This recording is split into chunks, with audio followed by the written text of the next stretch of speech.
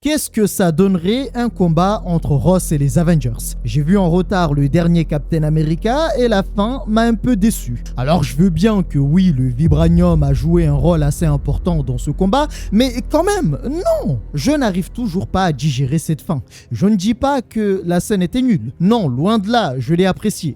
Mais pour ma part, dès le début, ce n'était pas bon. L'apparition de Ross en Red Hulk n'était pas assez spectaculaire. Et pour sa première apparition, cela aurait dû être aussi spectaculaire que l'incroyable Hulk. Bien bonjour tout le monde, j'espère que vous allez bien. J'ai choisi une histoire qui va vous montrer la vraie puissance de Red Hulk. Le jour où Ross, à lui seul, a fait face aux Avengers. Il a massacré Hulk, il a failli tuer l'observateur The Watcher et même A Bomb. Bon, lui, je ne sais jamais comment prononcer son nom. C'est une version de Hulk très intéressante. D'ailleurs, il mérite un épisode. Alors, ce n'est pas tout, car dans tout ça, il a envoyé She-Hulk à l'hôpital et lorsque Thor s'est pointé quelques temps plus tard, alors qu'il voulait tuer Hulk, eh bien, lui aussi a pris sa part du gâteau. Est-ce que je viens de vous spoiler l'histoire? Oui. En ce moment, j'essaie de faire comme les nouveaux trailers.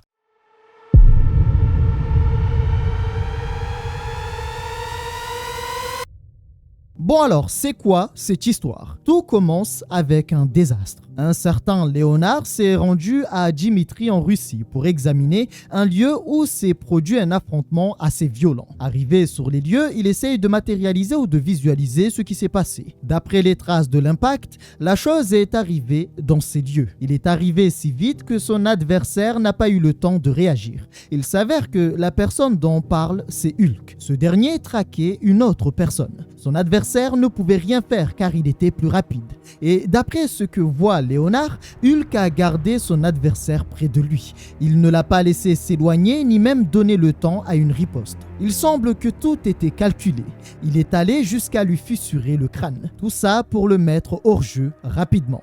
En fait, ce que tout ça montre, c'est qu'au moment des faits, Hulk a montré des capacités hors normes en combat. Sa maîtrise était extraordinaire, les coups donnés étaient précis, tout était fait pour éliminer l'adversaire en un temps record. Mais ces explications ne font pas vraiment plaisir à She-Hulk, qui ira jusqu'à menacer Léonard. En fait, ils ne s'entendent pas très bien, et la raison est assez simple. Vous allez comprendre pourquoi. Concernant ce qui s'est passé, Hulk a massacré l'abomination à tel point que ce dernier ne pouvait plus rien faire. À la fin, Hulk lui a donné le coup de grâce. D'ailleurs, Léonard l'appelle le meurtrier. Ce jour-là, Hulk a utilisé une arme pour tuer l'abomination. Enfin, ça, c'est l'histoire racontée par Léonard. Car la vérité concernant cette affaire, c'est qu'on ne connaît pas le coupable. Mais vu les traces laissées par ce dernier, tout mène à croire que c'est Hulk le coupable. Vous l'aurez compris, la raison de la tension entre She-Hulk et Léonard, c'est parce qu'il accuse Hulk d'être le coupable concernant la mort de l'abomination. Car qui d'autre que lui aurait pu faire une telle chose?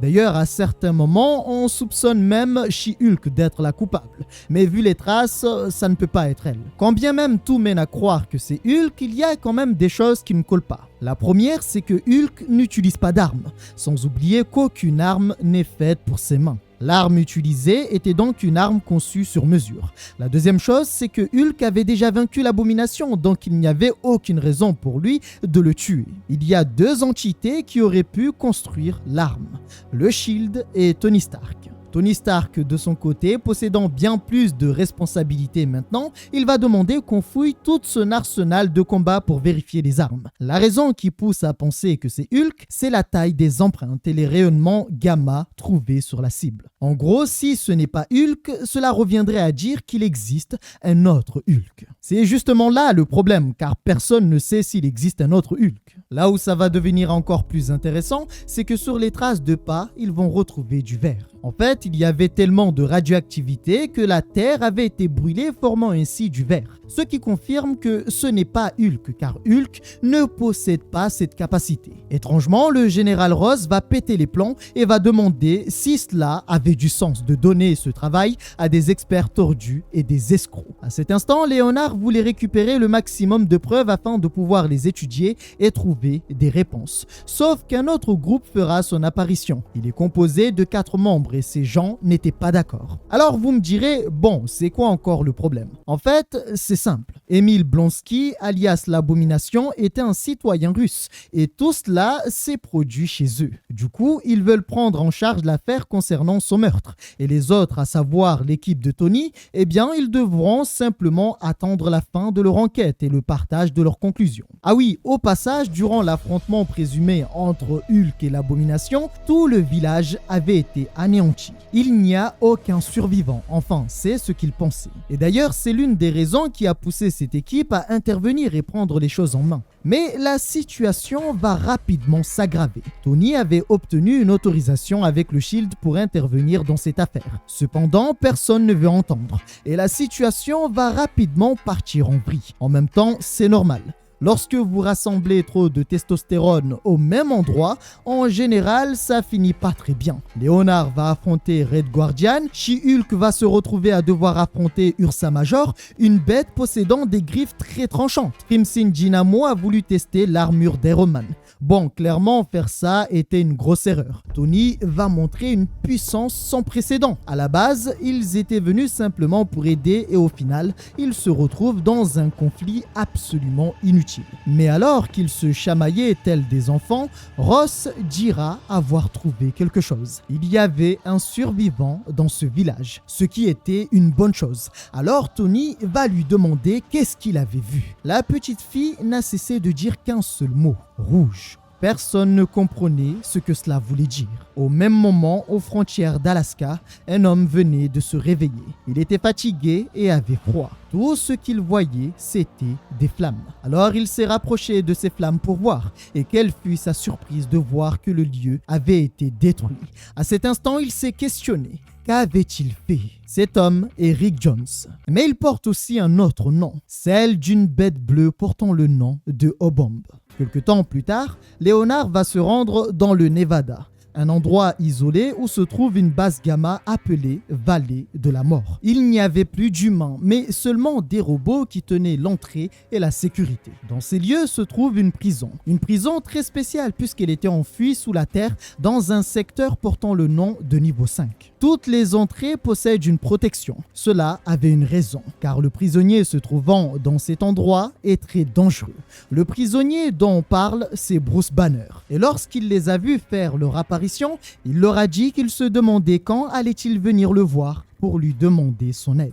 Eh bien oui, rappelons-le, on ne sait pas qui a tué l'Abomination. Et en fait, bien que tout mène à croire que c'est Banner, eh bien, il n'y a pas vraiment de preuves qui prouvent que c'est lui. Alors, il y a autre chose. Il y a peu, Tony Stark a été nommé directeur du Shield. Et peu après ça, un nouvel hélicarrière est apparu. Il possède en tout 8 milliards de matériel, ce qui est juste énorme. Alors là où ça commence à devenir encore plus intéressant, après l'affaire en Russie, ils ont trouvé l'arme qui a tué l'Abomination. Enfin, ce n'est pas la même arme, mais une production similaire. La raison pour laquelle ils en possèdent un exemplaire, c'est parce que l'arme utilisée pour tuer l'Abomination était une arme produite par le Shield. Personne ne savait pourquoi le Shield avait développé une telle arme, ni comment cette arme a terminé entre les mains du tueur. Alors vous me direz, il y a les registres des entrées et sorties. En fait, non, ils ont disparu, on ne sait pas. Voilà. Le mec est rentré, il est sorti comme dans une piscine publique. Alors qu'ils discutaient, 2 mains géantes sont apparues avant d'attraper She-Hulk. Tout le monde pensait que c'était Hulk, mais ce n'était pas lui. Personne ne savait comment il était entré. Tout ce qu'ils ont vu, ce sont des mains rouges avant que She-Hulk ne disparaisse. Alors Tony étant le directeur, il va demander que tout soit verrouillé. Il ne fallait pas que l'ennemi quitte le navire. Sauf que l'instant suivant, une partie du navire avait été bousillée. Aucun des commandes ne répondait. Stark n'arrivait pas à y croire. Alors il demande à Hill de prendre la fuite ou de prendre une armure pour se protéger. Cette chose avait réussi à mettre KO She-Hulk en l'espace de quelques secondes. Elle n'était pas morte, mais sa situation n'était pas vraiment bonne. Il fallait agir. Stark va donc demander qu'on retrouve le général Ross, mais aussi Leonard Samson afin de les mettre en sécurité. Sauf qu'au même moment, un certain agent Carter Maine qui se trouve au niveau 5 va l'informer qu'il y avait quelque chose. Hulk avait introduit le système électrique. Il devait venir voir par lui-même. Peu après ça, il s'est rendu au 5e niveau et dans ces lieux, un trou énorme avait été formé. Lorsqu'il examine les lieux, il constate que c'était rempli de rayonnements gamma. À cet instant, le général Ross informe qu'il avait traqué la bête. Mais Tony reste méfiant et lui demande où était Leonard. Ross informe qu'ils se sont séparés et de son côté, il traquait la bête. Alors Stark lui demande de retrouver Hulk. Il faut reconnaître que Ross est vraiment sympa car à peine la demande formulée qu'il répondra à cette demande. Peu après lui avoir demandé ça, Ross s'est transformé en Hulk avant de se jeter sur lui. Alors Tony va demander à Carter Maine d'évacuer. Se battre contre un Hulk n'est pas si simple. Ross va bousiller la zone avant de l'écraser en arrachant les parties du vaisseau. Suite à ça, il va perforer le plafond rien qu'en se propulsant dessus. Arrivé à l'extérieur, Tony va lancer un ordre précis, l'activation de toutes les forces. Il fallait déclencher le protocole Iron Man. Sauf qu'au dernier moment, il sera écrasé par l'un des Avengers du Shield. La seconde suivante, le protocole Iron Man a été activé. Et c'est un protocole plutôt spécial. En fait, c'est l'activation de toutes ses armures de combat, ce qui peut lui donner un avantage considérable. Alors qu'il perdait le contrôle de son armure et qu'il allait s'échouer sur la ville de New York, She-Hulk est réapparue pour le sauver. Avant ça, elle avait réussi à analyser les événements malgré sa situation. Conclusion, tout est prémédité. Bizarrement, depuis l'apparition de Rouge, les fichiers de Hulk conservés dans les bases du Shield ont été effacés. Un virus assez sophistiqué est apparu, ce qui a causé le dysfonctionnement de l'hélicarrière. En d'autres termes, dans très peu de temps, il allait s'écraser sur New York. Elle va aussi donner une autre information. Red Hulk lui a parlé. Il a dit qu'il pouvait le tuer sans aucun problème. Et c'est aussi la première fois que She-Hulk a cru à une telle possibilité.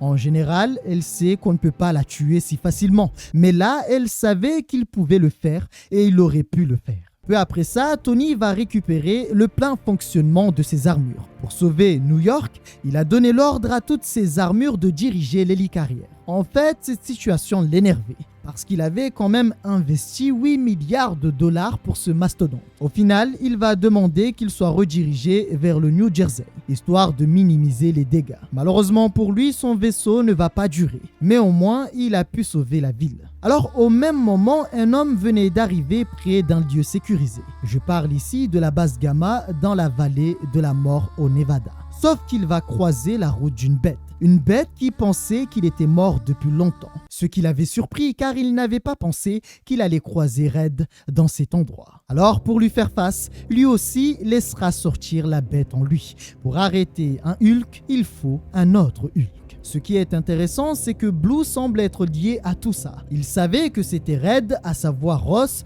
qui avait tué l'Abomination. Alors il lui a dit que Obomb allait le tuer. Dans le New Jersey, Tony constate qu'il a tout perdu. L'hélicarrière est morte et Red Hulk vient de montrer qu'ils ne sont pas invincibles. Dans cette catastrophe, il y a eu beaucoup de pertes. L'agent Carter Maine, le docteur Leonard Samson, mais aussi le général Ross, tous étaient dans le vaisseau avant qu'il ne coule. Dans tout ça, l'agent Hill avait trouvé une sauvegarde très intéressante. Et elle demande à Tony de regarder car cela concerne la base Gamma, l'endroit où est gardé Hulk. En regardant cette sauvegarde, il constate qu'il y a de cela quelques jours, Ross et Leonard sont partis voir Banner. Banner avait bien dit que ce n'était pas lui le responsable, ce qui avait laissé entendre qu'il existe un deuxième Hulk. La première chose qu'a pensé Banner, c'est que cela aurait pu être un autre lui, mais différent. En fait, avant ça, il s'était déjà séparé de Hulk. Et pour lui, ce n'est pas impossible que cela se soit produit. Après avoir entendu le compte-rendu de Ross, Banner dira que si cette personne émettait des radiations,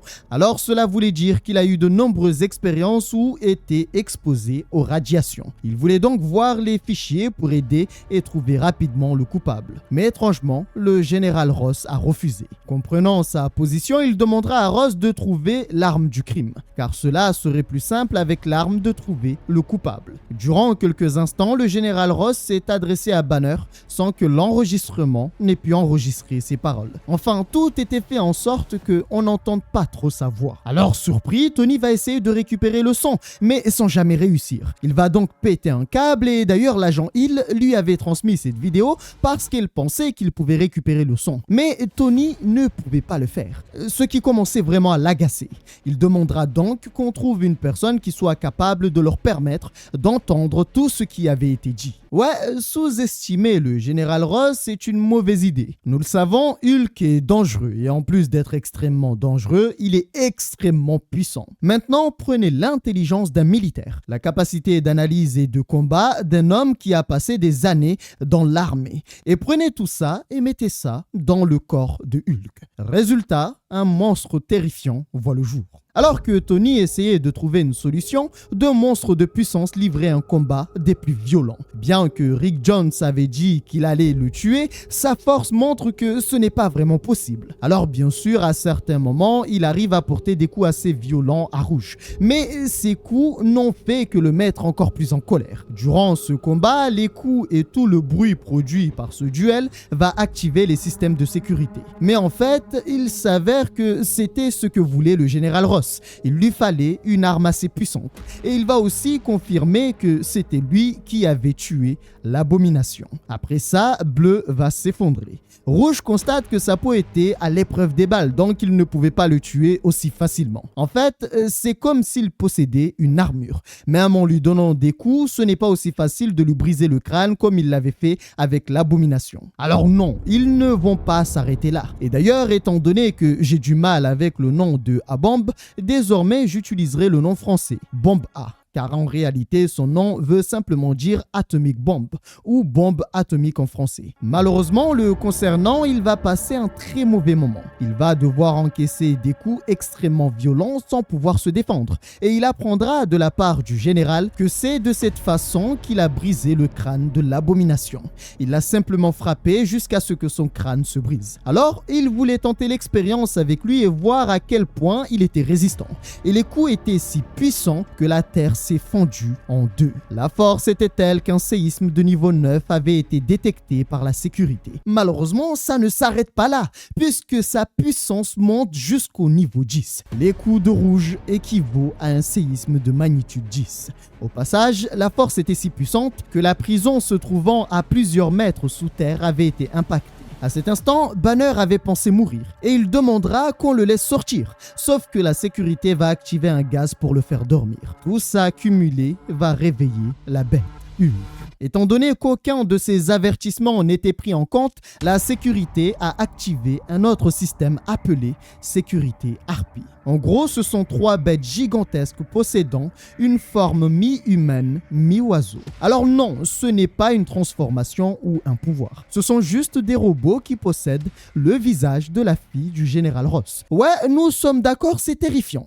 Alors on pourrait se demander, mais pourquoi avoir utilisé le visage d'Elizabeth Ross? En vérité, c'est compréhensible, car rappelons-le, l'une des personnes pouvant arrêter Hulk très facilement, c'est justement Betty, la fille de Ross. Au moment où l'armée avait commencé à traquer Hulk, ils avaient mis en place un projet, la fabrication de ces créatures.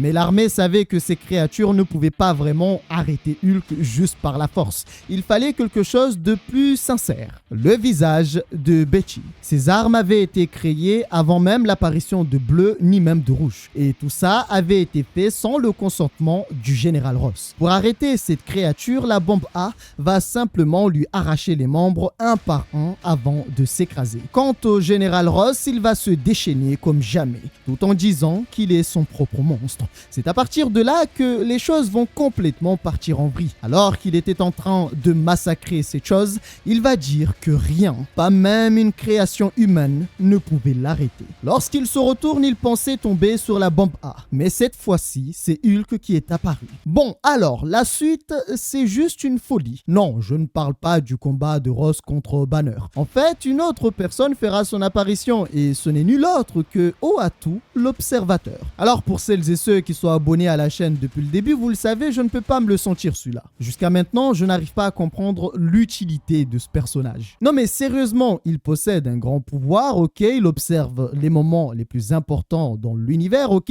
mais frérot, quand on tape, essaie de au moins répondre, essaie au moins de rendre les coups, bordel. Pardon, je me suis laissé un peu emporter, mais en même temps, il m'énerve vraiment ce perso. Alors, pour celles et ceux qui se demandent pourquoi The Watcher s'est pointé, eh bien, la raison est très simple. Son devoir, c'est d'enregistrer les événements les plus importants, notamment les moments tragiques. Cependant, bien qu'il possède un grand pouvoir, comme je l'ai dit, jamais il n'intervient même si les événements le touchent ou l'impactent. En gros, il sert à rien. Voilà, disons les termes. D'ailleurs, lorsqu'il est apparu pour expliquer sa présence, Red Hulk lui a gentiment conseillé de fermer sa gueule. Et clairement, merci à lui, ça fera du bien à tout le monde. Alors, ce n'est pas tout, parce que Red Hulk voulait faire en sorte qu'il prenne des vacances pour un petit moment. Bon, je vais traduire pour ceux qui n'ont pas compris. Il va lui péter la gueule et l'envoyer aux urgences. Heureusement pour lui et malheureusement pour nous, Hulk fera irruption pour l'arrêter. En fait, dans tout ça, Red Hulk s'amusait tellement qu'il avait oublié que Hulk était là. C'est comme s'il n'avait aucune importance pour lui. Et il faut savoir aussi que cela fait longtemps qu'il voulait affronter le géant de jade pour voir qui était le plus fort. Dès le début du combat, Hulk se fera dominer. Cependant, Red reconnaît que depuis longtemps, Hulk était le plus fort. Mais en ce moment, il n'était pas aussi fort qu'avant. Il ira jusqu'à augmenter sa température pour l'étouffer et le tuer. La raison pour laquelle il veut la mort de Hulk, c'est parce qu'il le tient pour responsable pour ses actions passées. Et pour lui, le tuer maintenant ferait beaucoup de bien au monde.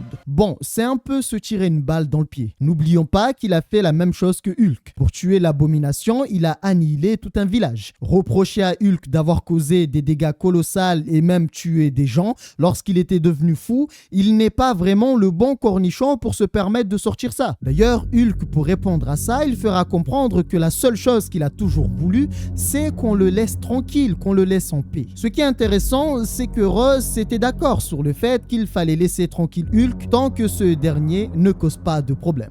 Sauf que ses dernières actions l'ont fait changer d'avis. La destruction de New York et tous les dégâts causés ont fait que maintenant, pour Ross, la meilleure solution pour que Hulk soit en paix, c'est de le tuer. En fait, il le méprise. Et pour lui, Hulk est juste un tas de muscles qui ne possède aucune intelligence. Dans ce duel de titans, on remarque que Hulk devient plus fort lorsque Red le met en colère, en disant des choses qui ne lui font pas vraiment plaisir. Mais rapidement, tout va basculer, car certes, le géant de jade devient plus fort, mais en termes de technique de combat, son adversaire était bien meilleur. Red ne se base pas simplement sur sa force brute. Il utilise des techniques de combat militaires pour le soumettre. Couplé à sa force, il arrive même à lui briser le bras. Il lui fait savoir qu'il a montré au Shield, à Iron Man et les autres qu'il aurait pu les tuer à n'importe quel moment. Mais il voulait commencer par lui. C'est pourquoi il va augmenter les radiations de son corps. La température et les radiations étaient telles que Hulk était sur le point de s'évanouir. C'est là qu'il va donner des informations assez intéressantes. Le fait qu'il ait tué l'abomination, ce n'était qu'un avertissement. Le fait que l'observateur soit venu en personne, ce n'était pas un hasard. Ils étaient les deux êtres les plus forts de l'univers. Et ce qu'ils voulaient, c'était Hulk et non Banner. De l'autre côté, à 85 km de New Jersey, Iron Man est parti voir un homme portant le nom de l'agent Jones. En fait, personne ne sait qui est le Red Hulk et tout ce qu'ils savent, c'est que là où il passe, il y a des radiations.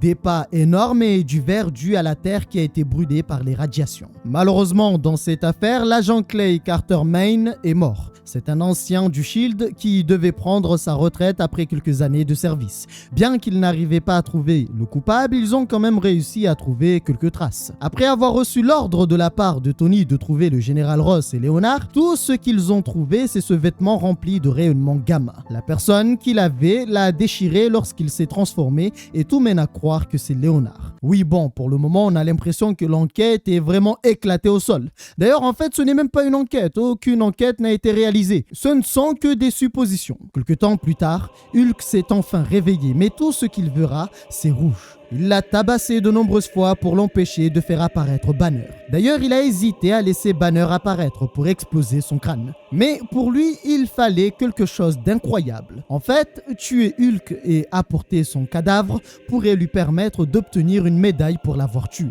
Oui, Rouge accorde une grande importance aux récompenses. Il s'est préparé pour faire la même chose qu'avec l'Abomination. Il voulait que le monde voie qui a tué Hulk. Au dernier moment, le géant de jade va bousiller l'arme rien qu'avec la force de sa mâchoire. L'instant suivant, un tonnerre s'est abattu. Et ce petit détail a son importance, car il annonce l'arrivée d'une autre bête de puissance. En fait, dans tout ça, Red ne s'attendait pas à avoir autant de résistance de la part de Hulk. Avant de mettre en place son plan, il avait joué cette scène de nombreuses fois. Tout tournait en boucle dans sa tête et il s'imaginait tuer Hulk. Mais maintenant qu'il possède la capacité de le faire, de le tuer, eh bien, il a décidé de changer de plan. Maintenant, il ne veut plus le tuer. Cependant, il voulait qu'il sache que désormais, il n'était plus le seul être le plus fort. Il y avait un autre Hulk dont personne ne pouvait battre. Après ça, Hulk a disparu. Bon, en fait, il n'a pas vraiment disparu. Il a encore une fois perdu connaissance et s'est retrouvé dans la mer.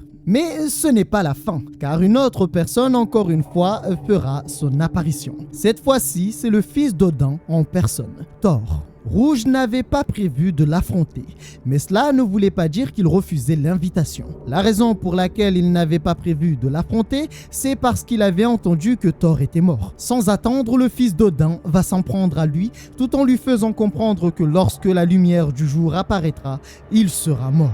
Le truc, c'est que Red va prendre l'attaque sans brancher. Et d'ailleurs, il l'invite même à essayer de le tuer. Ce qui a surpris Thor parce que d'habitude, ça marche sur Hulk. En fait, il ne savait pas quoi faire. Son arme Mjolnir ne lui faisait pas grand-chose. Alors, comme on dit, œil pour œil, dent pour dent. Thor va encaisser le premier coup sans trop de difficultés. Au deuxième coup, il va montrer des signes de faiblesse. Au troisième coup, que dire? Ah, la vie n'est pas facile, hein. Le fils d'Odin a terminé sa course dans une tour. Alors ce n'est pas tout, parce que Rouge va littéralement l'humilier. Il ira jusqu'à lui dire que tuer un être supérieur comme lui n'était pas si compliqué. Ces paroles vont le toucher et le mettre très en colère.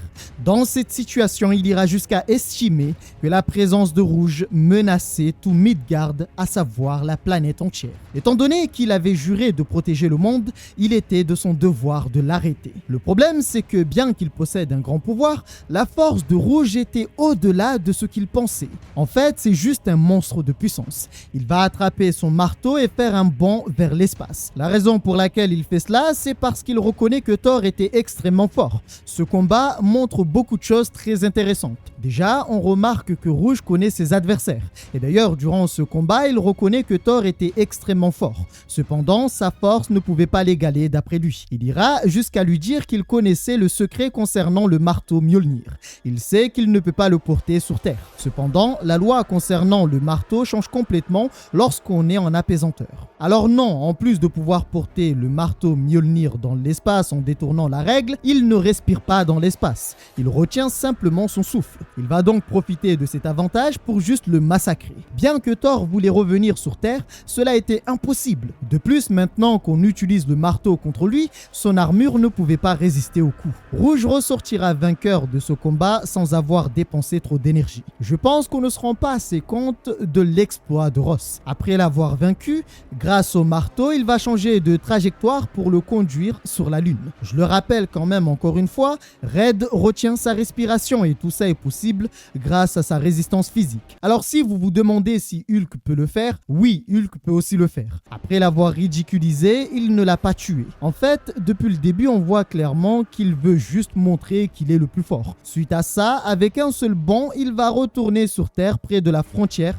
entre l'Utah et l'Arizona. Alors que tout ça se passait, Tony s'est rendu à New York pour rencontrer Reed Richards et surtout lui demander son aide concernant cette affaire. En fait, il voulait qu'il regarde la vidéo qui avait enregistré une discussion étrange entre Ross et Banner. Reed constate que la vidéo avait été intentionnellement équipements trafiqués. Lorsqu'il tente de récupérer le son, la seule chose qu'on entend de façon claire, c'est Samson. À l'instant suivant, tout le système tombe en panne. La raison, c'est que dans la vidéo, il y avait un virus qui s'est activé immédiatement pour couper le réseau électrique du bâtiment tout entier. Peu après ça, Stark a été contacté par l'agent Hill qui l'informe qu'un objet non identifié avait traversé la couche atmosphérique vers 23h47. Lors de l'impact, l'objet a déclenché la faille de San Andreas. Bon, si vous ne savez pas c'est quoi, juste regardez.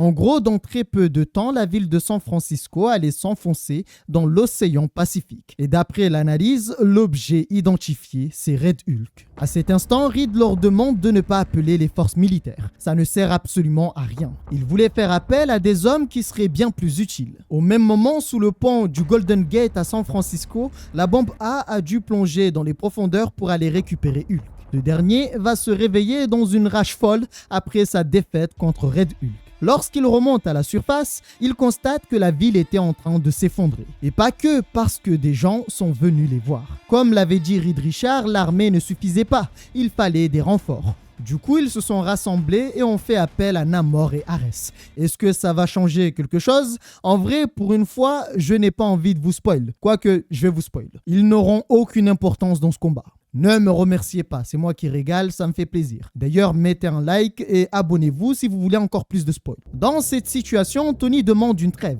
Par le passé, lui et Hulk ont eu des moments assez tendus. De son côté, Hulk ne voulait rien savoir. Il n'était pas Banner et sa cible, c'était Rouge. La tension est telle que lorsque Ares va intervenir pour lui demander de simplement les remercier pour le raid, Hulk l'informe que s'il ne la ferme pas, il allait l'aider à le faire. Ouais, une façon de lui dire de façon assez claire, reste à ta place mon pote. Rapidement, les deux vont vouloir s'affronter, alors qu'il y avait un problème bien plus grand. Heureusement, Namor et Iron Man vont intervenir pour arrêter Ares. Et en fait, Hulk n'avait aucune confiance en eux. Pour lui, il n'était pas venu pour l'aider, mais plutôt pour le combattre. Alors, on pourrait penser que Hulk n'est pas vraiment raisonnable. Mais en vrai, c'est tout le contraire. Sachant qu'ils avaient le même ennemi, à savoir Rouge, il a simplement décidé de faire équipe avec eux, même s'il n'avait pas confiance en eux. Il y a une chose très intéressante dans cette histoire. Hulk n'aime pas qu'on l'appelle Banner et il faut vraiment éviter de penser que Banner c'est Hulk. Non, ce sont deux entités opposées, deux êtres à part entière dans le même corps. C'est pourquoi lorsqu'on l'appelle Banner, il n'aime pas vraiment ça. Durant cette rencontre, She-Hulk va l'informer que d'après les informations qu'ils ont obtenues jusqu'à maintenant, ils ont constaté que Red Hulk était Leonard Samson. Mais pour lui, son identité n'avait aucune importance. Tout ce qu'il voulait, c'est le retrouver et c'est pourquoi il prendra la décision d'aller le traquer. Et ce qui est très intéressant, c'est que Hulk savait où le trouver sans que personne ne lui ait donné les coordonnées. Concernant les héros, en fait, la priorité, ce n'était pas de retrouver Rouge, mais plutôt de réparer la ville, de faire en sorte que la situation ne s'aggrave pas. Dans l'Arizona, Red Hulk va ressortir d'un énorme trou dû à son atterrissage. Mais à peine sorti du trou qu'il sera accueilli comme il se doit. Après tout ce qu'il avait fait, Hulk voulait tout simplement le tuer. Le problème, c'est qu'encore une fois, ce n'est pas si simple. Et d'ailleurs, pour Red Hulk, il l'avait vaincu facilement et il pouvait encore une fois le refaire. Lorsqu'on regarde ce combat, il s'avère que malgré tout ce qu'il venait de traverser, Red Hulk était toujours aussi fort. Il prendra rapidement l'avantage dans ce combat. Et lorsqu'il était sur le point de lui donner le coup de grâce, Thor est intervenu pour l'arrêter. Son erreur a été de le laisser vivant car comme on le sait, tant que Thor ne meurt pas, il reviendra toujours pour se battre. Ainsi, il va encaisser des coups extrêmement puissants. Au passage, la bombe A les avait retrouvés. Et Hulk était un peu surpris, il se demandait comment l'avait-il trouvé. En fait, il s'avère qu'entre les Hulk, il y a un certain lien. Ils peuvent se trouver entre eux et c'est tout à fait naturel. Après l'apparition de Thor, Hulk dira que Thor ne pouvait pas le battre car seul Hulk pouvait le battre. Durant leurs nombreux combats, ils ont pu analyser les capacités de Rouge. Et conclusion, Rouge n'a pas les mêmes pouvoirs que Vert. Enfin, je parle ici de Hulk. Plus Hulk devient fou, devient en colère, plus il devient fort. Tandis que Rouge, plus il est en colère, plus son corps commence à dégager une quantité phénoménale de radiation et de chaleur, ce qui brûle la Terre et la transforme en verre. Alors que Thor était sur le point de libérer une puissance encore jamais vue, Hulk est intervenu tout en lui remerciant d'avoir fait le travail, ce qui va mettre très en colère le fils d'Odin. En fait, arrêter son combat, c'est comme une insulte pour lui. Heureusement, la bombe A va intervenir pour lui expliquer que ce combat était celui de Hulk, et c'est lui qui devait le terminer. Comprenant la situation, Thor va accepter de le laisser faire. Cependant, il informe que si Hulk tombe, eh bien il prendra sa place pour obtenir la tête de Red Hulk. Bien que Rouge avait affronté énormément d'adversaires en très peu de temps, eh bien il reste toujours aussi puissant. Cependant, il reconnaît que durant le combat contre Thor, cela aurait pu être très compliqué pour lui. Et d'ailleurs, il insinue même qu'il aurait pu perdre contre Thor. En arrêtant son combat contre le fils d'Odin, Hulk lui a en quelque sorte sauvé la vie. Et d'après lui, cette action allait causer sa perte. En voyant Hulk se faire massacrer, Thor va vouloir intervenir encore une fois, car si le combat continue, Hulk allait peut-être mourir. Mais encore une fois, la bombe A refuse de le laisser faire. La raison, c'est que Hulk devient plus fort lorsqu'il se met en colère. Le fait qu'il se fasse massacrer comme ça était à son avantage, car cela contribue à l'augmentation de sa puissance. Alors que Red Hulk pensait que le combat était à son avantage, il remarque quelque chose de bizarre. Son corps avait atteint une température et un niveau de radiation tel qu'il n'arrivait plus à contrôler sa puissance. Ce qui fait que maintenant, il est moins précis. D'ailleurs, il ne comprenait pas ce qui lui arrivait. Ainsi, le géant de jade va lui donner le coup de grâce, comme il savait bien le faire. Il lui dira qu'il n'y avait qu'un seul Hulk, et ce dernier est vert. Après une longue absence, Thor a voulu adresser quelques mots au géant de jade. Il savait qu'il avait commis beaucoup d'erreurs par le passé, et tout cela était dû au fait qu'il était trop en colère. C'est pourquoi, maintenant qu'ils se rencontrent à nouveau, il voulait se réconcilier avec lui et ainsi favoriser leur amitié. Enfin, il accepte d'être son ami pour le moment, jusqu'à leur prochaine rencontre, car on ne sait jamais, à tout moment, Hulk va encore une fois péter les plombs. Après ça, le géant vert fatigué, il va laisser place à Banner. Mais il avait oublié quelque chose, l'identité de Rouge. Lorsque la bombe A voulu partager l'identité de Rouge, il a été neutralisé. Il s'avère que tout cela avait été organisé par une autre personne. Une personne qui informe que le destin de Rick n'était pas de dévoiler l'identité de Rouge. Et Rouge avait tout obtenu de leur part pour éliminer Hulk. Pourtant, il n'a pas réussi. Tout ce qu'il a fait, c'est les décevoir. Tout ce qu'il est, c'est l'échec. Et c'est pourquoi il annonce qu'à partir de ce jour, il était seul. Cette personne qu'on vient de voir est en réalité Leonard Samson. Peu après son départ, la bête s'est réveillée dans une rage folle.